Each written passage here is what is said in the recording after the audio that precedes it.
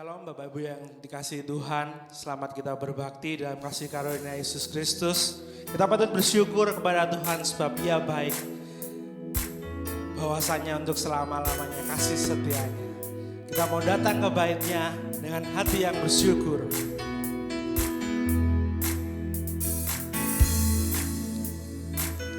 Datanglah ke bait-Nya dengan hati bersyukur, ke dalam pelantarannya.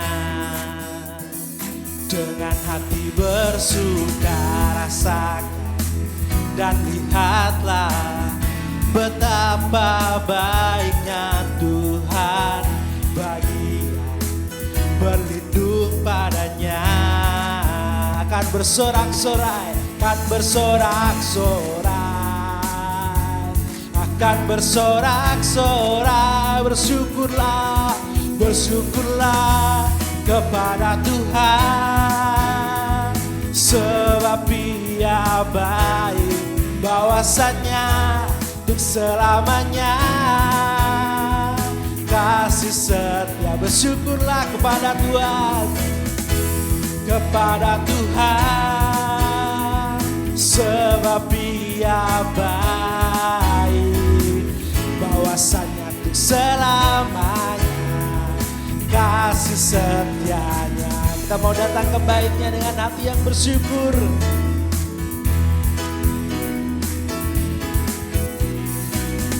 Datang ke bait-Nya dengan hati bersyukur, ke dalam pelatarannya. Dengan hati bersuka, dengan hati bersuka rasakan dan lihatlah betapa baiknya Tuhan bagi berlindung padanya.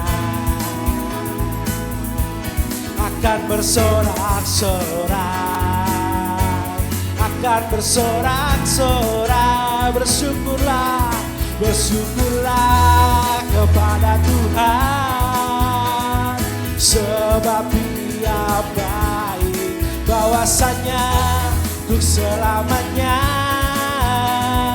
kasih setia. Bersyukurlah, bersyukurlah kepada Tuhan, sebab Ia baik, bahwasanya untuk selamanya kasih setianya.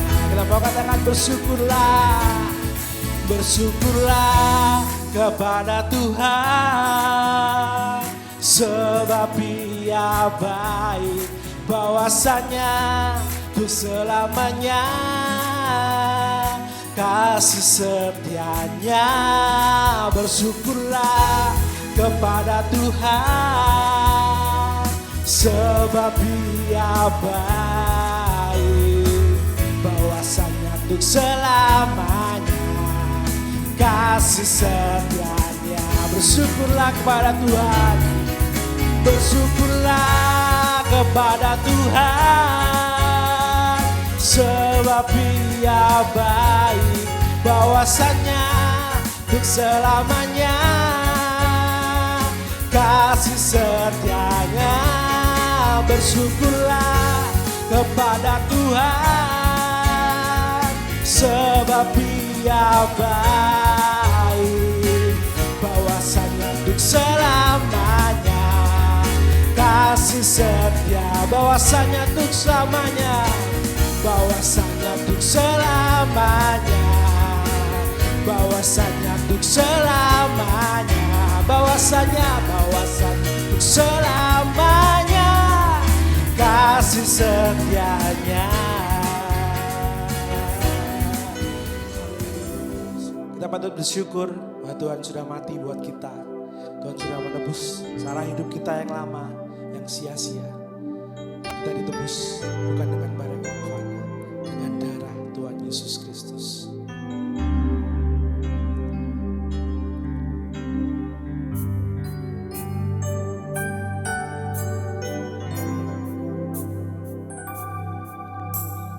Bukan dengan barang fana. Kau membayar dosaku dengan darah yang mahal. Tiada noda dan celah, bukan dengan emas perak, bukan dengan emas perak. Kau menebus diriku oleh segenap kasih dan pengorbananmu. Ku telah mati dan tinggalkan cara hidupku yang lama. Semuanya sia-sia dan tak berarti lagi. Hidup ini ku letakkan pada mezbah-Mu ya Tuhan. Jadilah padaku seperti yang Kau ingini, bukan dengan barang fana, bukan dengan barang fana. Kau membayar dosaku dengan darah yang mahal. Tiada noda dan celah, bukan dengan emas perak. Kau menebus diriku oleh segenap kasih dan pengorbananmu. Ku telah mati dan tinggalkan cara hidupku yang lama. Semuanya sia-sia dan tak berarti lagi. Hidup ini ku letakkan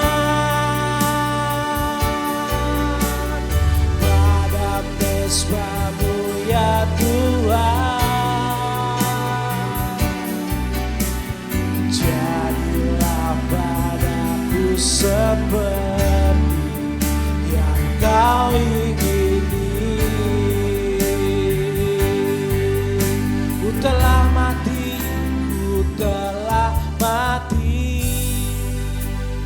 dan tinggalkan cara hidupku yang lama. Semuanya sia-sia dan tak berarti lagi. Hidup ini ku letakkan pada mezbah-Mu ya Tuhan. Jadilah padaku seperti yang kau ingini. Katakan ku telah mati dan meninggalkan dosa kami. Telah mati dan tinggalkan cara hidupku yang lama. Semuanya sia-sia dan tak berarti lagi. Hidup ini ku letakkan pada mezbah-Mu ya Tuhan. Jadilah padaku seperti yang kau ingini. Jadilah padaku seperti yang kau ingini. Jadilah padaku seperti yang kau ingini.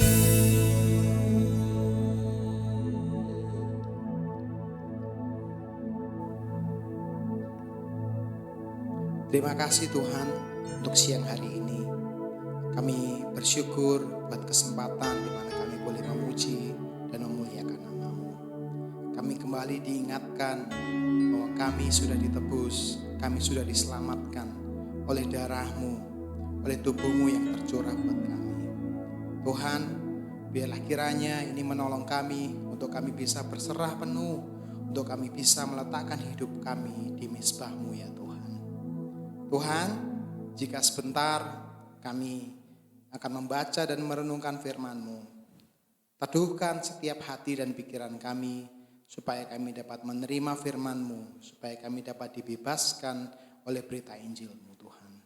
Hamba-Mu berdoa buat setiap jemaat-Mu yang sedang beribadah Tuhan. Kiranya Engkau menolong kami dan membebaskan kami oleh karena firman-Mu.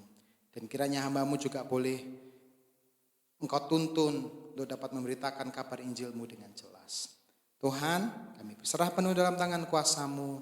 Hanya dalam nama-Mu Yesus Kristus kami sudah berdoa. Haleluya. Amin. Shalom Bapak Saudara, selamat siang. Senang rasanya kita berjumpa lagi bersama-sama di dalam ibadah kali ini. Rasanya ibadah online ini bukan ibadah yang pertama kali, kita sudah menjalaninya beberapa tahun yang lalu dan hari ini kita kembali pada format ibadah yang sama, yaitu tidak bertatap muka tapi secara online. Nah, kiranya ini tidak mengurangi sukacita kita untuk dapat beribadah bersama-sama, menikmati Tuhan di dalam momen ini. Di saat ini saya juga ingin mengucapkan selamat berlibur untuk kita semua, di mana kita semua sedang menikmati momen-momen berkumpul dengan keluarga, berkumpul dengan kerabat kita, berkumpul dengan teman-teman kita, dan kita mungkin ada yang sedang liburan, ada yang merancangkan besok mau liburan kemana. Saya mendorong Bapak Saudara semua untuk bisa menggunakan momen ini untuk kita bisa mempererat kasih satu dengan yang lain. Nah, hari ini kita akan kembali merenungkan pesan firman Tuhan, di mana kita akan membaca bersama-sama di dalam kitab Keluaran pasal yang ke-20. Kita akan baca 3 ayat 1, 2, dan kita akan lompat di ayat yang ke-17. Keluaran 20 ayat 1, 2, dan yang ke-17. Mari kita baca bersama-sama. Lalu Allah mengucapkan segala firman ini, Akulah Tuhan Allahmu yang membawa engkau keluar dari tanah Mesir, dari tempat perbudakan. 17, jangan mengingini rumah sesamamu, jangan mengingini istrinya, atau hambanya laki-laki, atau hambanya perempuan, atau lembunya, atau keledainya, atau apapun yang dipunyai sesamamu. Amin. Ayat yang sudah kita baca ini adalah perintah yang ke-10 dari rangkaian 10 perintah Tuhan. Kita sudah belajar bersama-sama dari perintah pertama sampai perintah yang ke-9. Kalau kita boleh recap apa saja yang sudah kita pelajari di sepanjang 9 perintah itu. Di perintah yang pertama kita belajar bersama-sama untuk mengenal konsep Tuhan yang benar. Kita juga belajar menelisik dalam hati kita masing-masing dan menghancurkan berhala di dalam hati kita masing-masing. Di perintah yang kedua kita belajar tentang cara penyembahan yang benar. Tuhan yang benar harus disembah dengan cara yang benar. Tuhan yang benar harus didekati dengan ibadah yang benar. Di perintah yang ketiga kita belajar tentang esensi nama Tuhan yang benar. Di perintah yang keempat kita belajar bersama-sama bukan hanya tentang hari Sabat, tapi lebih dalam daripada itu menikmati persekutuan dengan Tuhan. Di perintah yang kelima kita belajar bahwa ada relasi dan otoritas di dalam keluarga. Perintah yang keenam kita bicara tentang apa? Tuhan menghargai nyawa dan kehidupan seseorang. Di perintah yang ketujuh kita bicara tentang tubuh, di mana tubuh yang kita miliki ini adalah milik Tuhan, bukan milik kita sendiri. Kita menggunakan milik tubuh ini, milik Tuhan ini untuk memuliakan Tuhan. Di perintah yang ke-8 bicara tentang hak milik atau harta milik orang lain. Di perintah yang ke-9 yang lalu kita belajar tentang apa? Tentang perkataan. Hari ini di perintah yang ke-10 sebagai penutup dari rangkaian seri perintah 10 perintah Tuhan ini, kita belajar tentang keinginan. Ya, keinginan. Bicara tentang keinginan, ada sebuah cerita yaitu di hutan Afrika ada sekelompok pemburu yang menemukan cara untuk menangkap monyet dengan efisien.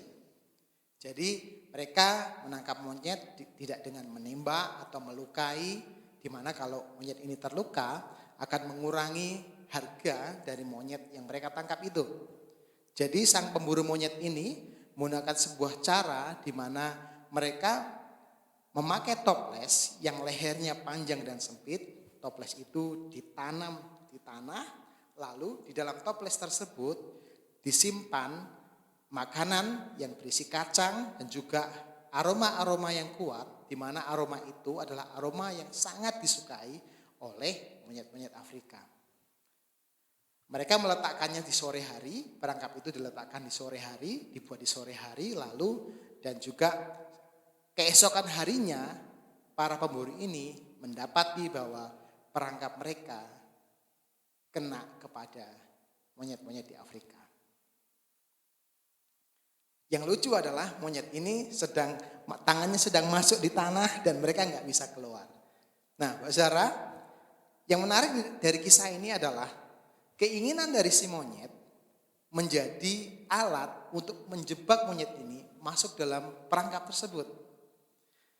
Nah, kita perlu belajar untuk berhati-hati terhadap sebuah keinginan. Karena keinginan bisa menjadi alat yang paling mudah, alat yang paling gampang untuk masuk dan jatuh di dalam perangkap dan jebakan. Beberapa bulan lalu saya dan keluarga juga hampir saja masuk dalam perangkap penipuan. Jadi di keluarga kami, Mbak Zara, saya punya satu kompor itu cuma punya satu tungku, dan kami mulai mendapati bahwa kalau masak sekarang, ternyata lama ya, karena punya satu tungku, jadi kalau masak harus nunggu selesai. Kalau buat ini selesai dulu, dilanjutkan dengan yang kedua. Nunggu selesai dulu, dilanjutkan yang ketiga. Gitu terus, jadi kalau masak lama, nggak bisa cepat, nggak bisa efisien. Sehingga kita berpikir, kayaknya kita harus ganti kompor nih. Harus ganti kompor yang 2 tungku. Supaya bisa waktunya bisa efisien dan cepat. Kalau lapar itu cepat makan gitu, nggak nunggu lama. Nah, selang nggak lama dari momen itu, Mbak Zara, Mama telepon kepada saya dan memberitahukan kabar bahwa ada seseorang sales yang datang ke rumah, dia menawarkan upgrade alat kompor, yaitu regulator gas, selang gas, dan alat pelindung selang. Dan setelah itu ditawarkanlah sebuah promo. Promonya apa? Promonya adalah ada diskon untuk kompor 2 tungku. Waktu diceritakan tentang berita itu, ditelepon kepada kami, wah seneng nih. Kami merasa bahwa wah ini nih yang namanya pucuk dicinta, ulang pun tiba. Cocok ini. Ini rasanya Tuhan menjawab doaku. Tapi ternyata setelah mendengar penjelasan kok agak ribet ya. Ternyata ada syarat-syarat yang cukup aneh dan juga janggal. Sehingga kami menyimpulkan untuk mempending, lalu akhirnya menolak tawaran tersebut. Dan kami menyimpulkan bahwa ini kayaknya penipuan. Dan memang hasilnya gak lama kemudian memang itu adalah pola penipuan seseorang untuk menipu ibu rumah tangga. Nah, yang ingin saya garis bawahi adalah sebuah keinginan bisa menjadi alat yang mudah untuk kita masuk di dalam perangkap dan jebakan. Di perintah yang ke-10 menjelaskan tentang sebuah keinginan. Apa yang tertulis tadi? Jangan mengingini rumah sesamamu. Jangan mengingini istrinya. Jangan mengingini hambanya. Jangan mengingini ternaknya. Apapun yang dipunyai sesamamu, jangan mengingininya. Nah, saudara, arti mengingini ini bukan berarti tidak boleh punya keinginan, bukan. Arti dari mengingini ini dalam bahasa Inggris mungkin ada terjemahan lebih baik, covet, yaitu mendambakan untuk memiliki. Nah, jadi keinginan ini adalah sebuah dambaan atau mendambakan sesuatu untuk memilikinya, menjadi milik kita. Setiap kita, saya dan Bapak Saudara, pasti punya keinginan. Setiap kita pasti mengingini sesuatu. Namun kita perlu lihat lebih dalam lagi dalam hati kita masing-masing. Apakah keinginan ini benar? Apakah keinginan ini hal yang baik? Apakah keinginan ini membawa kita pada perangkap-perangkap atau jebakan-jebakan tertentu? Hari ini kita akan belajar 2 poin. Poin yang pertama adalah mengapa bisa mengingini, yang kedua bagaimana bisa melepaskannya. Yang pertama, mengapa kita bisa mengingini? Kembali pada poin tadi bahwa mengingini yang dimaksud ini adalah tentang mendambakan atau memiliki. Pada saat kita mengingini milik orang lain, sebenarnya ada sikap hati yang tersimpan, yang tersembunyi di balik keinginan tersebut. Apa itu? Yaitu tentang ketidakpuasan terhadap apa yang kita miliki. Dan itu adalah sebuah hal yang berbahaya. Persoalannya sebenarnya bukan hanya sekedar menginginkan milik orang lain, mendambakan punya orang lain, tapi inti persoalannya adalah apa? Inti persoalannya adalah ketidakpuasan. Bahwa kita sedang tidak puas dengan apa yang Tuhan berikan kepada kita. Mungkin kita perlu ingat lagi dalam Kejadian pasal 3 saat Adam dan Hawa jatuh dalam dosa. Mereka enggak puas kalau diciptakan hanya serupa dengan gambar Allah. Harus menjadi seperti Allah. Mereka enggak puas dengan apa mereka yang ada. Mereka harus menjadi seperti Tuhan. Makanya mereka jatuh dalam dosa. Dalam kisah bangsa Israel di kitab Keluaran, bangsa Israel jatuh dalam dosa bersungut-sungut. Mereka enggak puas dengan berkat Tuhan. Mereka tidak puas terhadap apa yang Tuhan kerjakan dalam kehidupan mereka. Ketika enggak ada makanan mereka marah, ketika enggak ada minuman mereka bersungut-sungut, mereka bersungut-sungut ketika ada di tempat yang enggak nyaman. Mereka tidak puas dengan cara Tuhan memperlakukan mereka. Kalau kita maju lagi di dalam 2 Samuel ada seorang raja yang terkenal dan dia tidak puas dengan semua yang dia miliki. Siapa itu? Raja Daud. Raja Daud merasa belum cukup dengan apa yang dia punya. Dia melihat istri orang lain dan dia pengen memilikinya. Saat Nabi Nathan menegur, datang kepada Daud. Raja Daud digambarkan seperti apa? Seperti seorang kaya yang memiliki banyak kambing domba, tapi merasa nggak puas dengan apa yang dia miliki, sehingga dia ngambil domba milik seseorang yang miskin. Ketidakpuasan. Banyak kejatuhan selalu diawali dengan ketidakpuasan. Apa yang Tuhan sudah berikan, apa yang Tuhan sudah kerjakan, semuanya itu nggak cukup. Semuanya itu kurang. Semuanya itu nggak memuaskan. Bukankah kita juga demikian kalau kita boleh jujur? Banyak permasalahan dalam hidup kita masing-masing sebenarnya yang tersimpan dalam hati kita. Kita nggak puas, ketidakpuasan akan Tuhan. Akhirnya kita gampang tergoda, kita mudah terbuai, kita jatuh dalam perangkap keduniawian. Tapi di sisi lain kita juga seringkali keliru meletakkan kepuasan kita hanya pada berkat-berkat materi saja.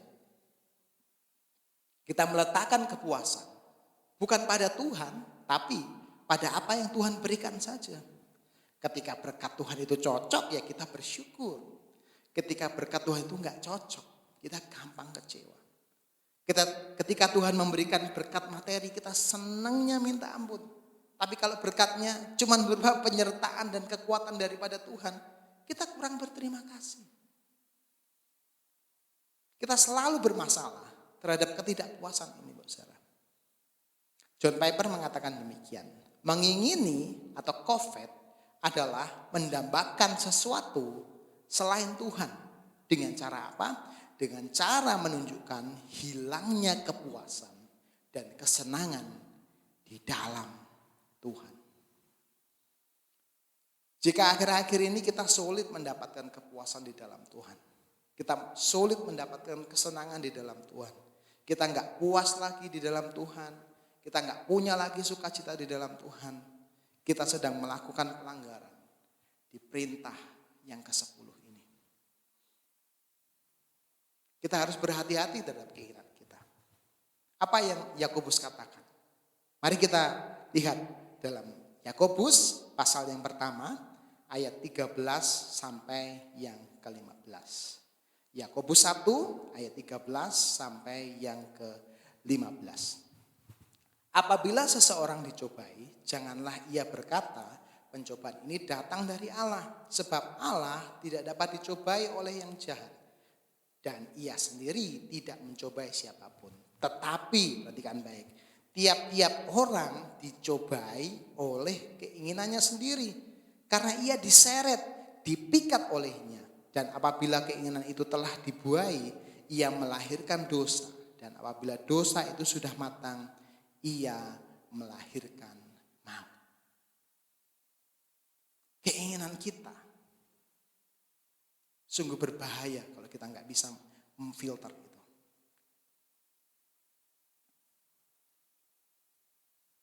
Lalu jika problem ini sungguh berbahaya, lalu bagaimana cara kita melepaskannya? Bagaimana kita bisa bebas dari hal ini? Bagaimana kita bisa lepas dari problem keinginan ini? Ada beberapa pendapat yang menyatakan bahwa gimana supaya kita bisa melepaskan keinginan ini? Ya, salah satu caranya dengan cara apa? Dengan menghilangkan keinginan di dalam hidup kita. Aku tidak boleh punya keinginan dan itu adalah solusinya. Aku harus men-setting diriku untuk enggak punya keinginan apa-apa dan itu jawabannya. Saya rasa ini bukan hal yang tepat karena kita enggak bisa enggak punya keinginan. Karena setiap keinginan tidak semuanya menyesatkan, tidak semua keinginan itu jahat. Ada keinginan yang baik. Ada keinginan yang memuliakan Tuhan. Ada keinginan yang berkenan di hadapan Tuhan. Berkaitan dengan ini, bagaimana kita bisa melepaskan keinginan di dalam kehidupan kita masing-masing. Saya mau cerita. ketertarikan saya pada minuman kopi. Jadi di awal masa kuliah saya di tahun 2013 saya mulai menyukai kopi. Kenapa? Karena di awal kuliah saya mendapati bahwa saya sudah ketinggalan jauh, sudah lama nggak belajar secara akademis sehingga saya harus kejar ketertinggalan saya harus belajar di tengah malam, kadang-kala harus begadang dan caranya gimana bisa kuat di malam yang supaya nggak ngantuk tersebut, supaya semua tugas dan pembelajaran saya bisa terselesaikan, ya harus minum kopi. Saya coba kopi merek tertentu, merek A, merek B, ada kopi yang nggak ada pahitnya, rasanya manis banget. Saya nyebutnya kopi gula karena nggak ada kopinya, rasanya lebih ke manis. Ada kopi yang saya beli karena beli 2 dapat 3. Ada kopi yang saya beli karena beli kopi dapat gelas, ada promonya. Sampai suatu kali saya ketemu dengan seseorang barista di mana dia bisa meracik kopi dan dia memberikan saran kepada saya untuk mengurangi minum kopi saset. Kenapa? Karena itu bukan kopi murni. Karena itu bisa berakibat, bisa merusak organ tubuh. Nah, saya kaget. Oh, gitu ya. Lalu akhirnya saya mencoba kopi yang murni. Ada biji kopi, lalu saya grinder, saya seduh, lalu saya minum meskipun awalnya mungkin nggak bisa menikmati, tapi lama-kelamaan akhirnya saya bisa menikmati kopi murni ini. Dan yang menarik adalah kenikmatan dari kopi murni ini mengalahkan nikmatnya kopi saset. Sekarang saya kalau minum kopi saset sudah nggak ada nikmatnya. Lebih nikmat kalau minum kopi yang murni. Nah, saudara, kita nggak bisa melenyapkan keinginan dalam hidup kita masing-masing. Kita harus ganti. Kalau berkaitan dengan ilustrasi tadi, saya nggak bisa melepaskan keinginan saya untuk tidak minum kopi. Ada kebutuhan bahwa harus minum kopi. Karena ada pekerjaan yang harus diselesaikan sekarang. Ada beberapa deadline yang harus dikerjakan. Membutuhkan kafein untuk bisa menolong hal tersebut. Harus mengganti dengan hal yang tepat. Keinginan kita harus diganti. Ada 2 keinginan di dalam diri kita. Keinginan untuk memuliakan diri sendiri dan keinginan untuk memuliakan Tuhan. Keinginan yang pusatnya adalah diri sendiri dan keinginan yang pusatnya pada Tuhan. Kita harus mengganti keinginan yang berusaha memuaskan diri sendiri. Dengan apa? Dengan keinginan yang berpusat pada Tuhan, yang memuliakan Tuhan. Keinginan yang pusatnya diri sendiri membawa kita pada perbudakan. Kita nggak akan pernah puas. Keinginan kita akan selalu timbul, dikerjakan, dipuaskan, lalu lenyap semuanya. Dan akhirnya balik lagi semuanya terus membawa pada kita perbudakan. Tapi keinginan yang berpusat pada Tuhan membebaskan kita. Lalu bagaimana kita bisa mengganti keinginan yang berpusat pada diri sendiri dengan keinginan yang berpusat pada Tuhan? Kita perlu melihat teks yang kita baca tadi. Mari kita lihat di ayat yang kedua. Dari Keluaran pasal 20 tadi. Kita kembali ke Keluaran pasal 20 tadi, ayat yang kedua. Mengatakan demikian. Akulah Tuhan Allahmu yang membawa engkau keluar dari tanah Mesir, dari tempat perbudakan. Sebelum 10 perintah diberitakan, ayat 1 dan 2 menjelaskan identitas kita di dalam Tuhan. Bahwa Tuhan telah membebaskan dari perbudakan, bahwa Tuhan telah menyelamatkan dari kebinasaan. Bahwa hidup kita sudah diselamatkan dan hidup kita sudah dibebaskan. Itulah identitas yang harus kita ingat. Kita perlu Injil untuk menolong dan menata hati kita.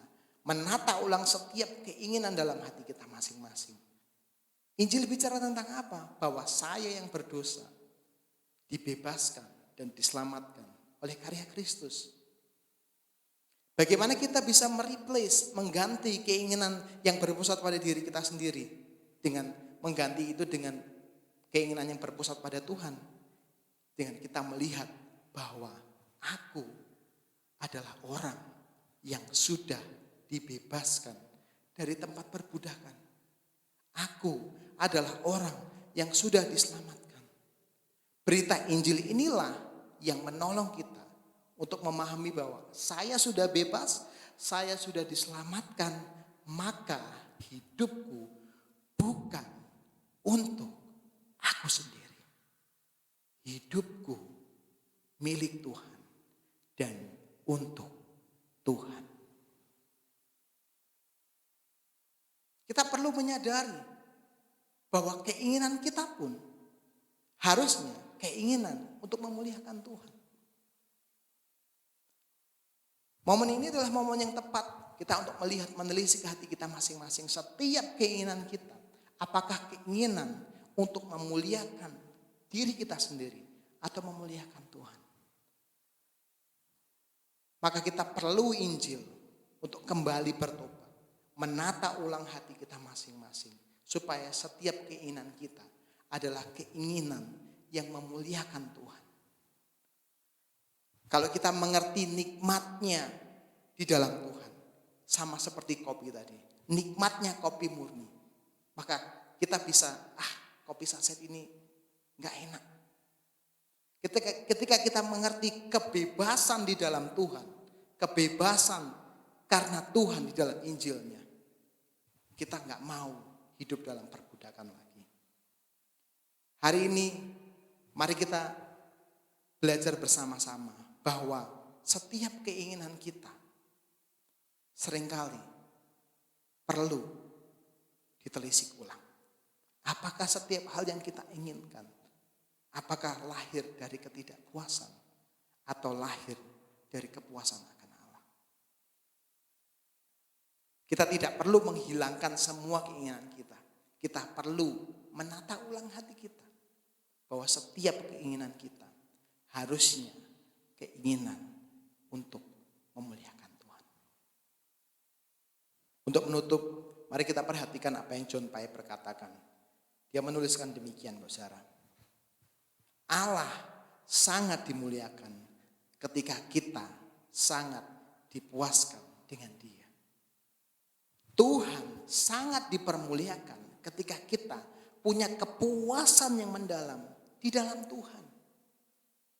Jadi Tuhan tidak dimuliakan dengan banyaknya persembahan kita. Tuhan tidak dimuliakan dengan hebohnya pelayanan yang kita kerjakan. Tuhan tidak dipermuliakan dengan cara kita yang jungkir balik spektakuler. Tuhan dipermuliakan saat kita puas di dalam Tuhan. Tuhan, aku bersyukur terhadap apa yang Kau izinkan terjadi. Biarkanlah ini menjadi kepuasan di dalam diriku. Aku menikmati Engkau, Tuhan. Di momen itulah Tuhan dipermuliakan. Mari saudara, momen ini adalah momen bagaimana kita melihat setiap hati kita masing-masing.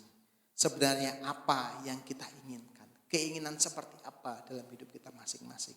Apakah setiap keinginan kita adalah keinginan yang berpusat pada aku dan aku, atau keinginan di mana kita memuliakan Tuhan.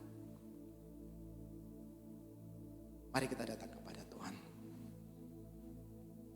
Tuhan Yesus, tolong setiap kami, tolong setiap hati kami, tata ulang hati kami Tuhan, supaya kami punya keinginan yang berpusatkan akan Engkau.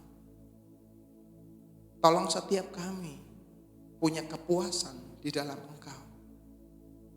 Mungkin hari-hari ini kami sedang capek untuk berusaha memuaskan keinginan kami masing-masing. Ternyata itu semua adalah usaha yang sia-sia. Tapi hari ini biarlah Injil-Mu membebaskan setiap kami.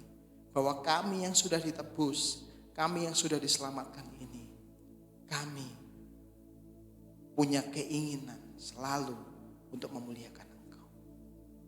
Tuhan, Engkau tolong jemaat-Mu Tuhan, supaya hidup kami makin diperbarui. Hidup kami makin diterangi oleh kuasa Injil-Mu Tuhan. Hamba-Mu berdoa supaya hidup kami Tuhan memiliki kepuasan di dalam Tuhan. Memiliki rasa puas di dalam Engkau Tuhan. Terima kasih Tuhan, biarlah kiranya firman Tuhan ini boleh menolong, membebaskan setiap kami Tuhan. Hamba-Mu juga berdoa buat setiap kami yang mungkin sedang dalam permasalahan secara fisik, secara finansial atau permasalahan tertentu. Kiranya Tuhan boleh menjamah hidup mereka masing-masing. Tuhan, tolong hati mereka Tuhan. Berikan mereka kepuasan hanya di dalam Engkau Tuhan. Berikan mereka damai sejahtera hanya di dalam Engkau Tuhan. Jamah hati dan pikiran mereka Tuhan. Kami mengucap syukur buat momen ini Tuhan. Biarlah setiap kami Tuhan boleh kembali diingatkan bahwa Engkau yang sudah menyelamatkan kami, mengasihi kami, dan membebaskan kami. Terima kasih Tuhan, kami bersyukur dan berterima kasih. Haleluya, amin. Sidang jemaat yang dikasihi Tuhan, kita akan menyelesaikan ibadah kita pada siang hari ini. Dan angkatlah tanganmu, terimalah berkat dari Bapa di surga. Terimalah berkat dari Bapa di surga. Kasih daripada putranya Tuhan Yesus Kristus, persekutuan di dalam kuasa Roh Kudus, senantiasa menyertai setiap orang yang berharap dan percaya kepadanya. Di dalam hidup pribadi, keluarga, rumah tangga, dan pekerjaan, berkat ini akan selalu menyertai saudara dan saya. Dari hari ini sampai pada hari Maranatha, pada hari Yesus datang kembali, terimalah berkat ini di dalam nama Tuhan Yesus. Bapa, terima kasih.